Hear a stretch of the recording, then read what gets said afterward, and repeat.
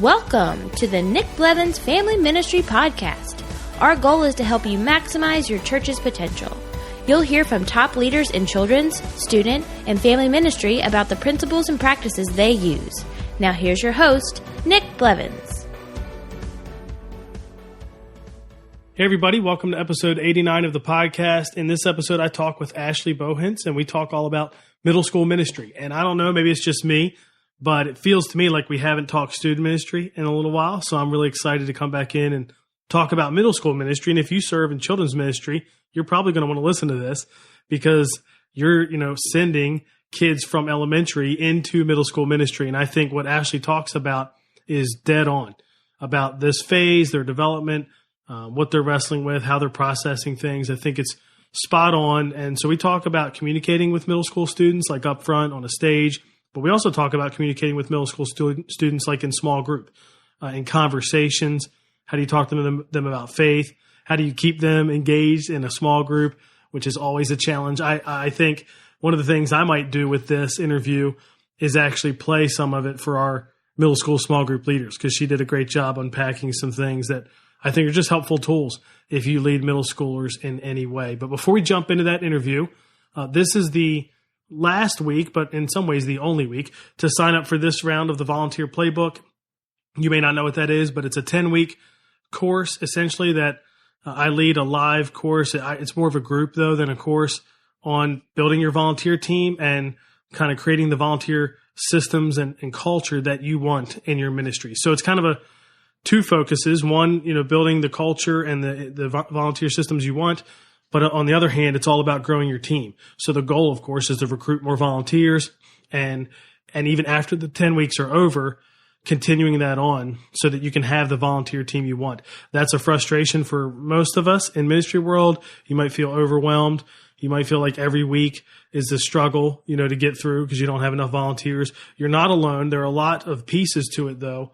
So my hope with the Volunteer Playbook was to help all of us kind of walk through the 10 weeks and really identify as many areas as possible that are negatively impacting volunteering and overcome the barriers. And then there'll be areas too where it's not negatively impacting it, but it's also not helping, if that makes sense. And so throughout the course, you can kind of work on that and build that up too. So then in the end, you've done a lot of work to overhaul or build up your volunteer culture and your systems, but you'll have to keep working. I wish it was as simple as 10 weeks and you're just done.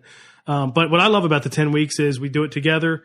We share resources. So when somebody else is creating a handbook, they share that and you get to see that when you're creating yours, or, if somebody else has an onboarding plan, you get to see the steps, just like you get to share the steps that you've taken. Plus you get access to the documents and resources that the Volunteer Playbook group from last fall did as well. So I think that plus the accountability is huge. Whenever I ask people, how many hours a week do you spend on volunteer recruiting and leadership development and all that? The answer is usually 0 hours, maybe an hour, and 2 hours is about the best answer I usually get. And I think once you have it established, 2 hours could be enough.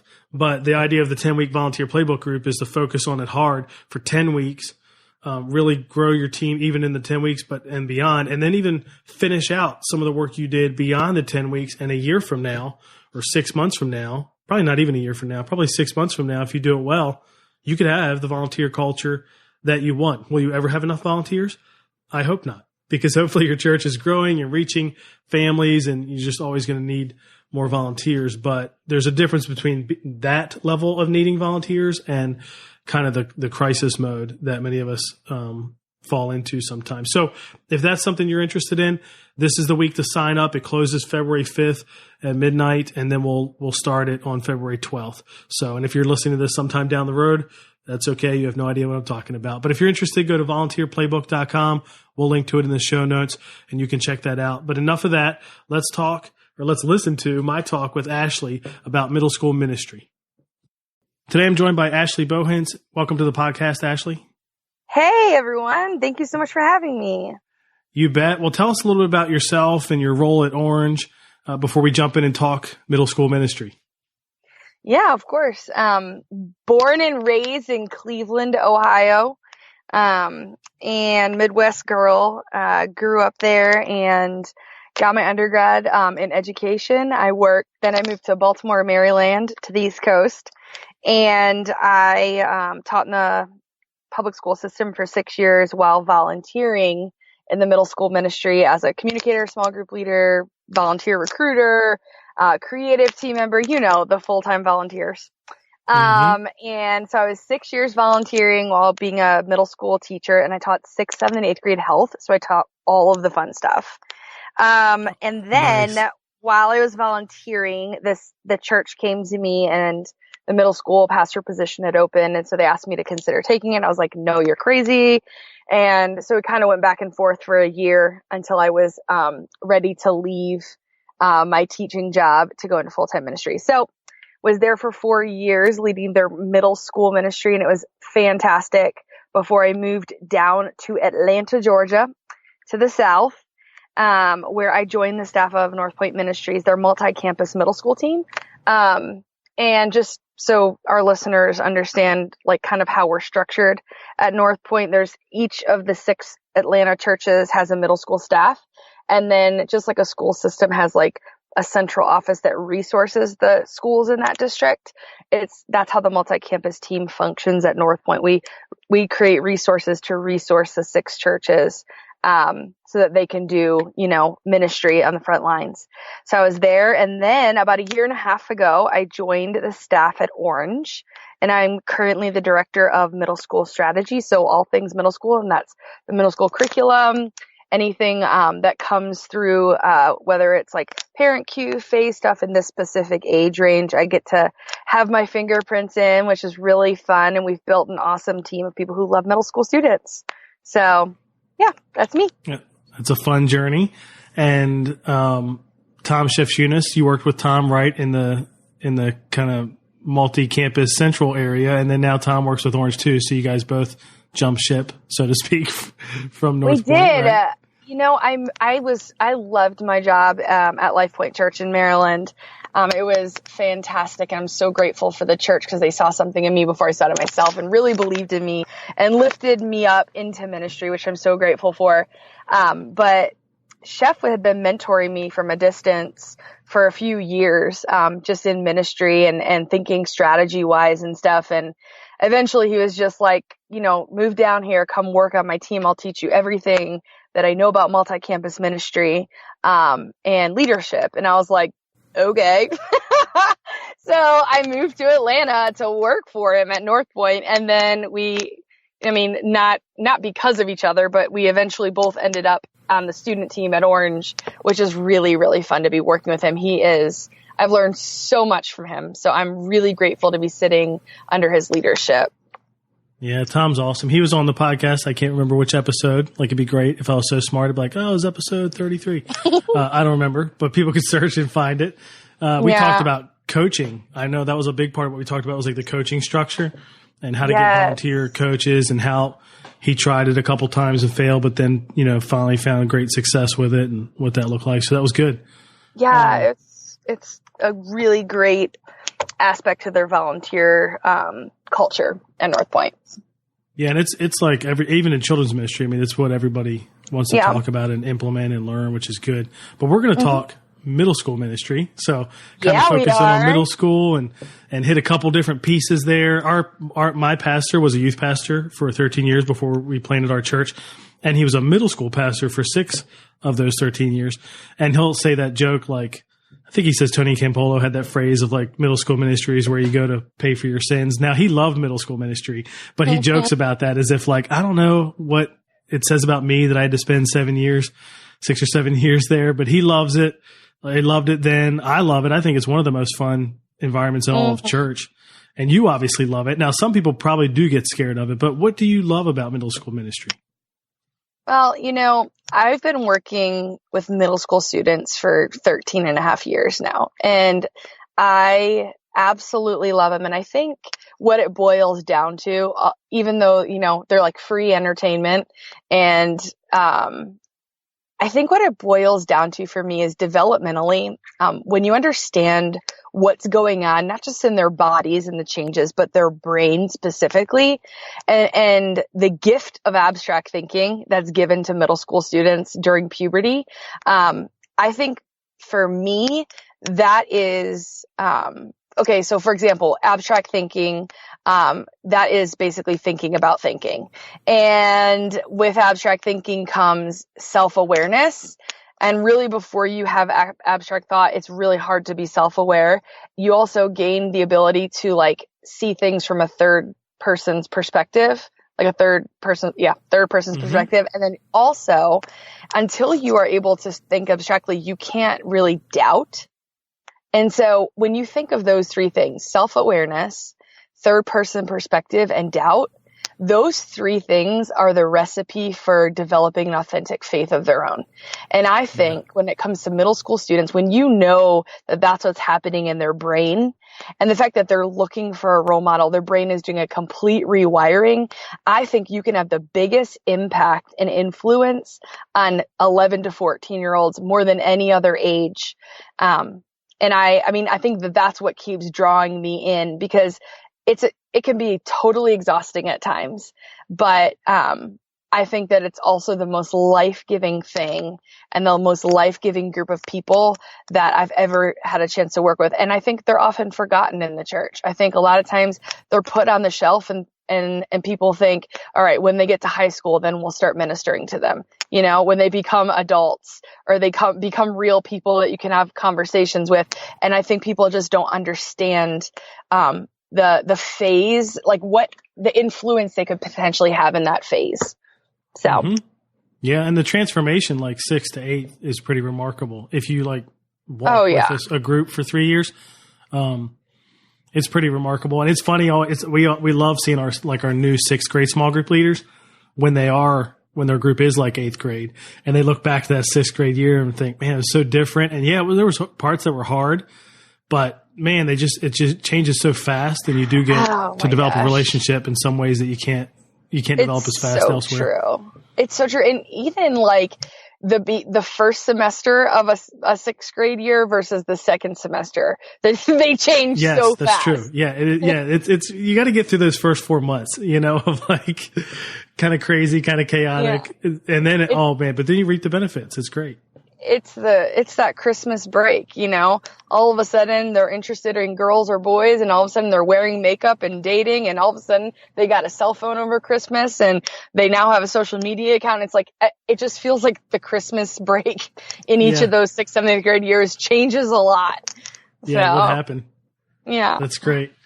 So if we think about people that are listening who either lead middle school ministry or student ministry, maybe it's both middle school, high school, or they're volunteers and maybe they lead kids.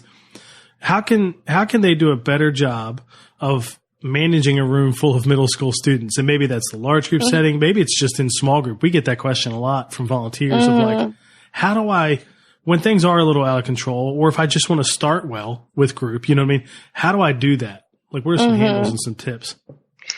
You know, I think it's so different when it comes to like whether you're talking a small group setting or a large group setting, because, you know, a large group room full of middle school students requires a lot more management of the room, where a small group setting, you can let them go a little bit more. And then when you speak, they actually have to listen to you because you can make eye contact with every single person in the room in a way.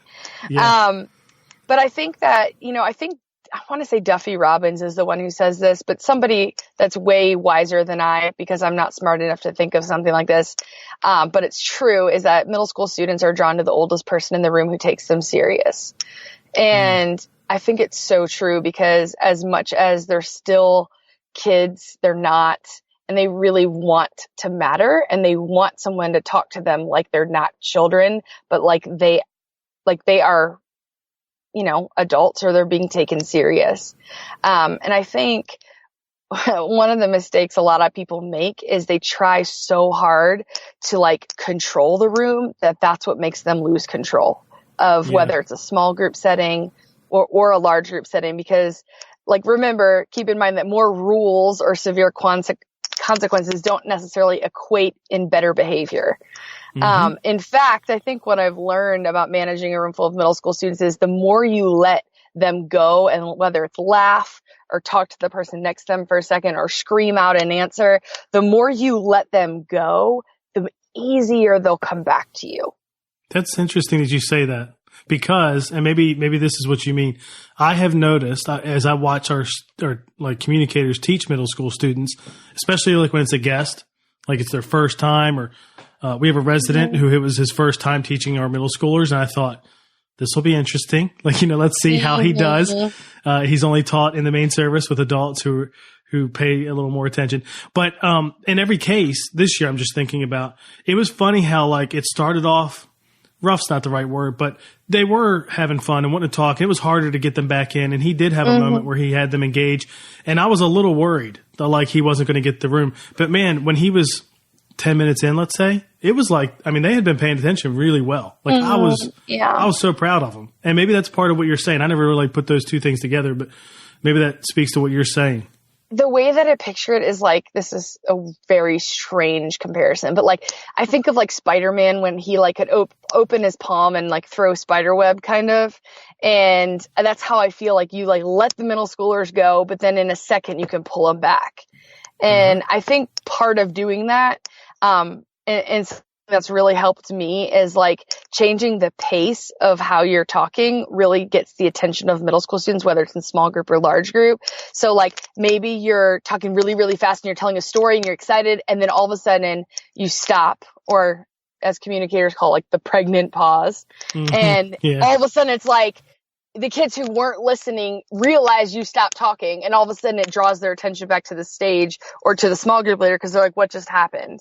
And then, if you change like the pace of how you're talking, or even the volume of that you're talking at, I think that those are really great ways to grab the attention of a middle schooler. Instead of saying things like, hey, please stop talking, or hey, listen to me. Hey, eyes up front. Would you guys stop talking? Stop touching each other. Like instead of necessarily, saying those things out loud, although it's very tempting because I know how that works. If you change the pace that you're speaking at, change the volume that you're speaking at, or even change your position in the room. A lot of times people want to call out the people who are distracted, but if you just walk towards them while you keep talking, they actually will stop talking, because they're afraid you're going to call them out, right? Exactly. Or they just realize that you see them, you know? And so those are some of the things that have helped me the most in kind of working a room of middle school students. And another thing is, a lot of people think I want them to just listen while I'm teaching, or listen to the other person in small group. But if you plan for times where you encourage talking, like turn to the person next to you and blah, blah, blah, blah, or on the count of 3, everybody yell out this, if you plan for times in either your small group time or your large group time where you're going to encourage them to interact and talk, then the times when you don't want them to talk, they'll be better behaved and they'll be more focused because you've given them that outlet already. What about in the small group setting? So, because again, I think, I feel like that question comes up a lot for volunteers. Like, hey, tonight was great. We had a great conversation or whatever, but last week, it was hard. They were fired up and they just don't have the handles or the tools to help, make that conversation go like they want in a small group setting. What are some tips you can give there? Oh my goodness, because this so depends on the group, right? It depends on the group, the gender, and the age. Yep, that's true. Is it 6th grade or is it 8th grade? Is it girls or is it guys? Yeah. I think having the group come up with like kind of their own group rules of how do we want this group to work? Like, how do we want to listen to each other? Whether it's, if the problem is talking over each other, just like showing kids that you are trying to create the safe space and place for them to be heard. So, I mean, it's okay to say to your group, like, okay, you guys are all talking at the same time and I want to hear everything you have to say. So let's hear from Johnny first, And so managing it like that, where you're affirming that they want to talk, but you're helping guide them in the order that they're going to talk, if that makes sense. Yeah, we did. I remember I helped co-lead a group of 7th grade guys with another leader who I had specifically recruited. He's going to be perfect for this group and what that group needed. And so I was just more like the additional help there until we had somebody else in. And I loved it. I ended up help leading that group for 2 years. But we created, That's awesome. I think it was like three rules, for lack of a better term. I don't even know if that's what we called them.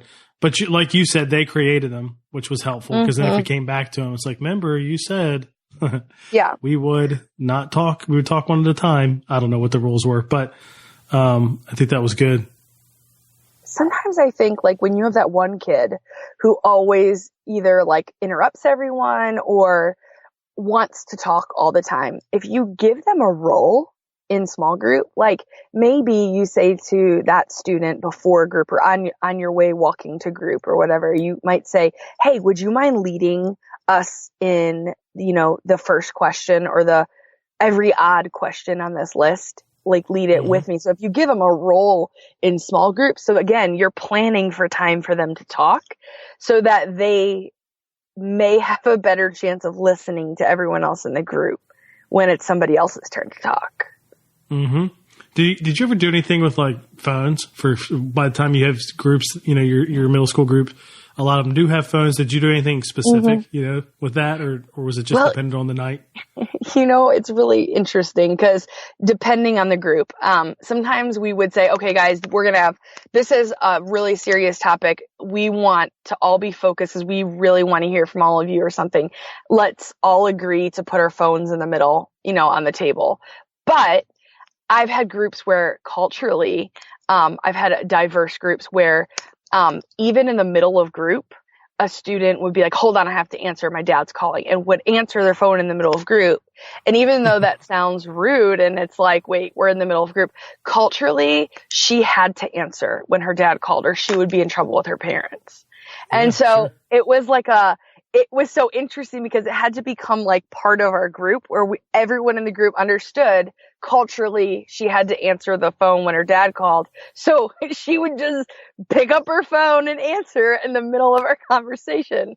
And so like figuring out how to navigate those dynamics, because it would be easy as a leader to just be like, nobody's allowed to answer their phone. But when you start to understand the why behind it or what's going on, I think that you start to have to start figuring out different strategies for those specific situations. Yeah, and we didn't do it every time. It was kind of like you said. We would have times where we would literally stack our phones in the middle of the table because it was like, okay, it's a little out of hand. I'm thinking 8th grade too, when like most of them had a phone at that point. I think all of them did, and we'd stack them in the middle of the table if we needed to have the conversation.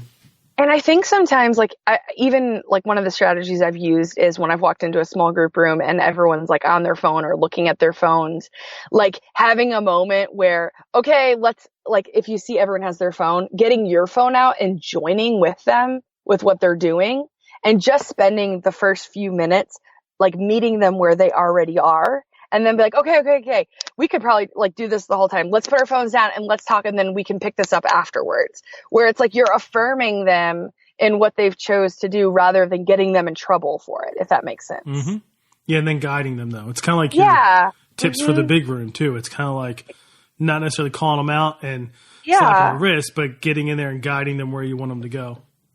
Yeah, I mean, listen, the middle school phase specifically is the quest for freedom and for like figuring out who they are and who they want to be. And so whether you're a small group leader, a ministry leader, a communicator, in my humble opinion, I think the best way to interact with middle school students is to not tell them what to do, but help give them options or let them think it's their idea. Inception. It sounds like a great middle school tactic. You know what I mean? In preschool world, we call that controlled choice, but that's cool. Like we can still do that, with we call it controlled chaos. yeah, that's exactly right. Yeah, it's not that different. I think that's a Kurt Johnston coined term, in fact. That's awesome. So if I want to jump back to the large group setting again, and I have one more question before we jump into just kind of general tips for communicating to students in a large group setting, but specifically related to like managing the room. You've been able to communicate at North Point, you communicate there for them, you teach. So you've had large rooms of middle schoolers. So like, I guess the question I have is, do you feel like those same strategies where you're trying to keep that room in check, so to speak, with 50 middle school works when there's 300? I mean, has that been your experience? You can do the same thing? Yeah, I do think you can do the same thing. And I think, I've been in rooms where it's like, I mean, anytime you're in a room where it feels unfamiliar, it feels different managing the room. Especially like sometimes when you stand on the stage, like sometimes it's like 180 degrees the kids are sitting at, and you feel like your back is always to somebody. And then there's other rooms where you can see everyone that's in front, but it's so deep that you can't even see the people necessarily in the back, like face to face. So it really does depend on the room, but the strategies all work the same. And I really think that if a communicator is doing their job, they don't have to say things like, okay, stop talking, listen to me, or I'm going to wait until you guys are done. Like if a communicator really is doing their, if they're really leading the room, they won't have to do those things. Mm-hmm. You don't have to go to the teacher toolbox, right? Of practices and techniques and things like that. And I think like also just when teaching middle school students, keeping it short, like 10 to 15 minutes, I think is really important because just their attention span is not very long. And within those 10 to 15 minutes, having interactive things like plan for them to talk, show a prop, show a video, a YouTube clip or something.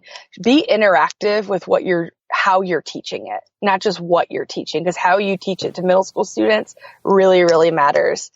Stories are huge with them, especially making sure they're stories that they can understand and relate to. And simplicity is your friend in middle school because they are extreme concrete thinkers. I mean, extreme concrete thinkers. They just got that abstract ability. And if you think of abstract thinking kind of like a wimpy muscle, it's not like one day you have it or don't have it and the next day you have it.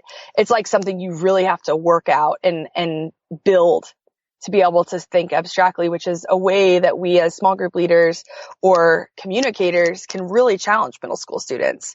And obviously humor is key when it comes to middle school, but don't ever underestimate the depth that you can take a middle schooler because they can follow you there and they want you to take them serious and they want you to think that they can go where an adult can go. Mm-hmm. Yeah, that makes sense. They would want to engage more. And it goes back to like what you said about being drawn to the oldest person in the room that takes them seriously. Yeah. Like if you raise the bar of expectation, my pastor will say it like this. It was a different context, but he would say in all of his years of student ministry, whenever he challenged a student one-on-one to do something and to live up to something, they always did. And in the big setting, not always, but when it was one-on-one, it was personal and it was, I believe in you and this is what I think you can do. I know you can do it. They did. And I think it just goes back to setting the bar at a place that they want to reach. They want to reach that bar. They want to, yeah, that's good. Yeah, that's awesome. So in your time at North Point, and you obviously communicated before that at your church back here in my area. Mm-hmm. So you've had experience, teaching students and all of that, but I'd love to dive in a little bit and hear about your experience at North Point. You still communicate there to students. So what have you learned in your time communicating there? And I'd love to just kind of dive in a little bit about how it works. Yeah, of course. Well, the bar, it feels sometimes like a lot of pressure, if I'm being really honest, because the bar is set really high. Because when Andy Stanley is what you're being measured against, it's like super intimidating. And you're always wondering, like, will I ever even be in the ballpark, Yeah. And so it's sometimes a lot of pressure, but it's also been really stretching for me in a lot of different ways. For example, like I communicate in the middle school environments at North Point. And we are like required to memorize our talks. Now, it's not that I ever like heavily used notes, but when you're not taking any notes with you up on stage and you have 10 to 15 minutes, of time where you have to memorize your talk, it definitely brings a different pressure because it's amazing how I've used my notes as like a comfort net, even when you don't need to look down, you can look down as you're transitioning your thought. Or even just knowing you could, like just knowing that it's there, like you may not even use it, but just knowing it's there is nice. Yeah. Yeah. And being a female communicator is a whole different pressure. Just because there aren't a lot of females, not because they don't want females communicating, but just there haven't been as many females who have a lot of reps and are, in the circle to be teaching regularly. And so I think that's interesting. I feel really blessed. Jeff Henderson, who's the lead pastor of Gwinnett Church, which is the church that I attend, he really, along with Jeff, but Jeff took a group of maybe 10 women at North Point and really mentored us in communicating and preparation and how he prepares and different ways that people prepare and how, we were trained on how Andy does his slides and how he cues himself with slides and things like that, how to develop the talk in a way that best fits your teaching style. And so I'm really grateful for Jeff for that, and also Chef. Both of them have been really instrumental. Like, we know that when they come see me teach, they'll always give me feedback. It's great. I remember times where Jeff is leading the upstairs. We're downstairs at Gwinnett Church. Well, not anymore. We got a new student building, but he would come hear me talk, and the next morning I'd have an email with an entire list of feedback from him. Things I did great and things that I should focus on for next time. And it's a really like a direct feedback culture, which I really appreciate because it's really pushed me. It's like between services even, there's a production team that puts on the production in each of the environments, and they'll get together and directly say, hey, when you said this, it didn't make sense. Or, hey, it took you this many minutes to get into the meat of your talk. You need to shorten your intro. Or, hey, you're not talking fast enough, because Andy Stanley is a very fast communicator, like talker in general. And so that pace trickles down into the communicators in all the environments. They want you to speak fast, but they want you to enunciate, because according to brain science, as long as you enunciate your words, it doesn't matter how fast you talk. The brain can process the information as long as you're enunciating your words. I was going to say that, I do this, and I know other people do, where they listen to podcasts at like 2 times speed. It just shows you that but what's funny is I'm a big believer too, and I talk too fast naturally. So, I definitely would relate to that more, but, and like you said, I've seen studies that show that you definitely need to speak faster than kind of the normal average talk to engage people. We have a guy at our church, yeah, that's true. Middle schoolers. We have a guy at our church. He definitely, he's like me. He can talk fast. He talks faster than I do, even in preaching, in the sense that, like, you talked about pace, you know what I mean? And using some of that technique. He probably doesn't use that as much. He does a little bit, but probably not as much. And literally one time, one of the folks in our church commented, like, on the post after, like, when we posted the podcast of the message, like, but man, he can talk fast. Like, they loved it, but they're like, but man, he can talk fast. So I think there was a sense of, like, maybe a little slower for you. You know what I mean? Like, you might be a little too fast, but I've heard that too. I think I read that in maybe Andy's book on communication about being faster than normal, and how that helps keep people engaged, which is, I'm trying to think, because I don't naturally think of him as talking fast, but it makes sense. You're engaged. He does. It doesn't feel fast. He's got the right speed. You know what I mean? Yeah. I don't know. I'm used to listening to him. So, so I think, but I don't think that, rushing through a talk is beneficial, because, even thinking about Reggie Joyner and when he speaks and how impactful it is, because if you notice, he'll talk fast and he'll be telling a story and he'll talk like this, and all of a sudden he pauses and the whole room leans forward in their chair. Yeah, he's great at all the techniques. Oh, you know what I mean? He can work any room he speaks in. And what I love about Reggie is he's like authentically lets his emotions show through when he does communicate, Yeah. And I love that about him. So he's the master of the anticipation, right? Where he keeps telling you what he's going to tell you before he tells you. You know what I mean? He loves that, like, a little too much. It's kind of funny to watch. It's like, I know, Reggie. Yes, and then he just drops these truth bombs, and it's like, whoa, because you feel the weight of it when he's been building the tension up so much, Yeah, definitely. So I think what you said there about the feedback culture, the direct feedback, Jeff emails you this thing. I think for some people listening, that's not their culture. No. How were you able to learn to love that and not take that, like, even if Jeff sends you 8 things he loved and 2 that were like, hey, you should work on this, there's probably a part of everyone that wants to say, oh, that stinks. I wasn't good enough. It wasn't you know what I mean? When meanwhile, we all know Jeff would do the same thing for his own message, and he has other people do that for him. But how did you get there? You know, because I think there's a process to getting from like where most people start to I can now receive feedback like that, and I don't let it impact how I feel about myself or or whatever. Right. Well, I think the Monday after our Sunday services, Chef would always lead our director meeting, and we would kind of run through the entire Monday. So like a lot of times before I moved down to North Point, we would say, oh, that service was good. And then, Monday was either our day off or the next day at work, we would like be getting ready for the next Sunday, and I am very guilty of not slowing down enough to either celebrate wins or sometimes to like figure out why did something go well. Cause sometimes we can figure out why it went wrong, but if we don't know why it went well, then that's just as dangerous, And so Chef would always lead us in these meetings, like where we would, and Britt Kitchen, who's now the director of transit, and he's one of the most brilliant people I've ever met in my whole life. We would just talk about how did the game go? And all 6 churches would be sitting around the table, and they would say like, oh, we didn't play this game right. It went like this. We'll have to remember that next time we play this kind of game.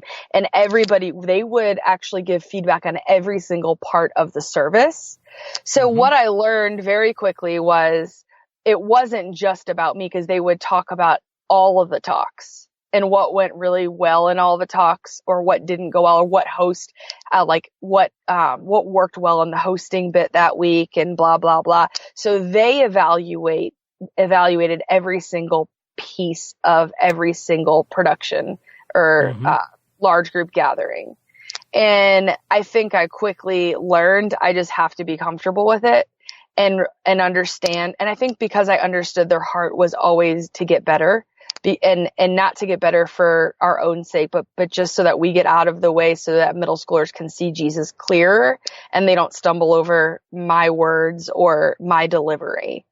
And I think it's definitely a culture that has to be safe. Like I knew that they were for me, and they knew that I was for them, and I knew that they believed in me, and that's why they were putting me up there.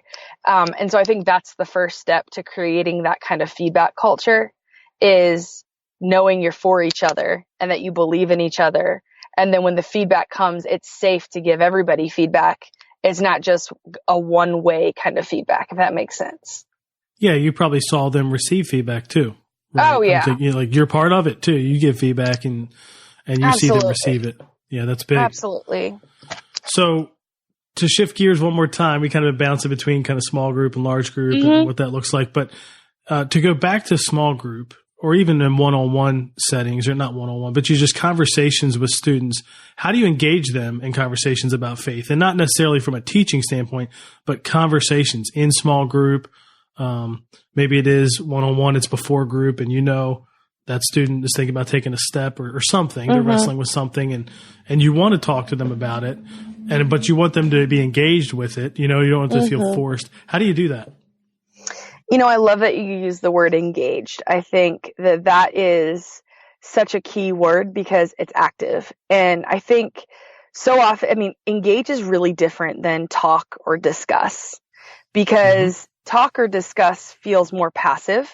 Even though you're doing something, somebody else is kind of leading the conversation and leading the ideas, where engagement means you get to voice your opinion or debate or ask questions or tell stories or share doubts or whatever it is. Like engagement requires something different from a student than, participation. Because I can participate or discuss a topic that I don't even believe in. I can be part of that conversation. But when it comes to engagement, I actually have to really be thinking about what we're talking about and really figuring out what does that look like in my life. And I think the thing about engagement is a teenager is never going to engage in a conversation about authentic faith with just anybody. Like they might answer questions with just anyone, but they're not going to share the big mistake they made last week with just anyone, and they may discuss a topic that you asked them to discuss, but they won't call you when, they're in the middle of a crisis. So engagement requires more, and that all starts with relationship. And so I think the first part of how do I engage my students in the conversation more, it starts with showing up like consistently so they know you're going to be there, and showing up randomly so they know that you're for them even when they're not at the program. I think it's consistent connection, and that's really hard when kids don't have a cell phone. But most middle schoolers have at least a tablet of some kind. Mm-hmm. And so I think the relationship is a huge thing. And I think the other, once you have that relationship, I think asking open-ended questions versus closed-ended questions is so key. And what I mean by that is asking questions that don't have a right answer. So that means don't ask yes or no questions. Don't ask true or false questions. Don't ask recall questions, meaning what did Moses mean when he did or said blah, blah, blah, because it's like recalling information that the communicator spoke, which means there's a right or wrong answer, if that makes sense. Sure. They either said it or they didn't, right? Yeah, exactly. And that's especially for a middle school student where being different is like the scariest thing in their world. So for them to step out and say something and risk being wrong, I mean, some kids, they think they're right about everything, even when they are wrong. But it really shuts down a conversation, honestly. But if you can lean into questions like, why do you think blah, blah, blah, blah? Or how does it make you feel to know that God blah, blah, blah, blah? Or have you ever thought about what God would think about this? Or why does acting this way, how could acting this way benefit your life in some way? Or what's one example of how a middle schooler might struggle with temptation? Something where it's kind of open-ended and there could be a million answers. So the chances of them answering wrong are a lot smaller, if that makes sense. Yeah, so then they're more likely to respond. Exactly, yeah. So tell us a little bit about, as we're wrapping up here, the Art of Group Talk book that you helped co-author, the one specifically you co-authored for having conversations with teenage girls. But tell us about the book, like what's in there, how that can practically help with some of what we're talking about here. Yeah, absolutely. So the Art of Group Talk, there's one for kids, one for teenage boys, and one for teenage girls. And as you said, I co-authored the obviously teenage girls one. It's kind of like a follow-up to it's a follow-up to Lead Small. Which is a book basically, which is like the job description for a small group leader. And so, the Art of Group Talk then kind of takes it to the next level. So once your volunteers know what their role is as a small group leader, then it's how do I become a better small group leader or create better conversations with the kids in my group? And that's kind of the heart behind the Art of Group Talk. And group talk is certainly an art. It's always something where you're learning your group, you're learning the dynamic, you're learning and every group you have can be so different, especially depending on the age. And as they get older, that changes. But it talks about things like what are some ideas and what is the importance of connecting with them outside of group, or what about before group? How do you manage rabbit trails? Things like that, like just ideas in how to navigate those conversations so you can have more in-depth and fruitful conversations. And I think it's really, really helpful. It's an easy read. And I'd recommend it for any ministry leader to get for their small group leaders. And then have conversations about it and how that plays out in their specific group. Great. We'll link to that in the show notes, but how else can people connect with you if they have any questions or anything? We didn't even talk XP3 curriculum, but we'll link to that as well. But how can people connect with you? Yeah. You can follow me on Instagram, message me on Instagram. My handle is Ashley Marie Bohinc. or on Twitter, my handle is Ashley Bohinc. And I probably that's the best way you can get a hold of me. And yeah, let's talk. Cool. Well, thanks so much for coming on the podcast, talking middle school ministry. Thanks for the work you do at Orange to help resource and equip all of us and out here serving students. And I love that you're still connected, teaching with students at North Point, and that's probably really helpful for you, of course, teaching and doing it so that you can still have that connection as you're creating resources and content, which is great. So, well, thank you so much for having me. You're welcome. It was a lot of fun. All right, Nick. Thank you so much.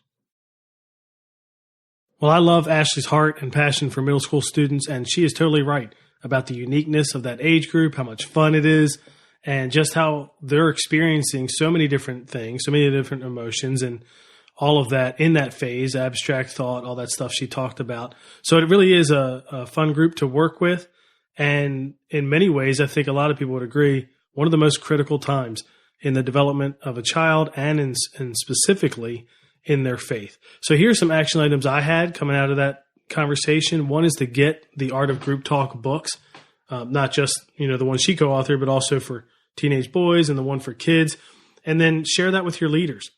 You could even take some of the things that she talked about in this conversation, kind of like I suggested before in the intro. You could share some of what she talked about with your leaders as a way to train them. But the books talk about that as well. So you could use that. You could give them out. You could even build a training around that. Like whatever it needs to look like, take that content and share it with your leaders. Another action item would be to do an in-depth critique of your next gathering, your next large group experience. Maybe it's even small groups, but find some way to do what she talked about where you get direct feedback. How did that teaching go? What could you have changed differently? What could you have said differently there? If you knew, and I know many of you listening do the same thing, but I think of our church and our main services, man, if you knew how much we parse every word that is spoken in our services, for some of you, you would be like shocked. And is it because we're perfectionists? No, though we probably are. It's because we care about people who are not a part of any church. And we want to make sure that when we are talking in our services, whether it's a message, hosting, setting up a song we're going to sing, celebrating communion, talking about offering, whatever it might be, we want to say it in a way that somebody who's brand new feels like they understand and aren't out of the loop or, just don't get it or in the wrong place or whatever. And at the same time, try to speak to that person who's been a Christian for 30 years. And that's hard. It's really hard. And we don't do that in every environment, obviously. But I think when it comes to teaching students in middle school, high school, or even with kids, the importance is still there. It's not just kids ministry. It's not just student ministry. So here I am going off on a little rant in the post thing of the interview. But all that to say, if you don't do that, I would encourage you to do that, maybe for the next gathering, and see what kind of direct feedback you can give, and maybe hopefully create the kind of culture that she was talking about, where that just happens all the time and nobody feels like it's a personal attack. They feel like they're just getting better.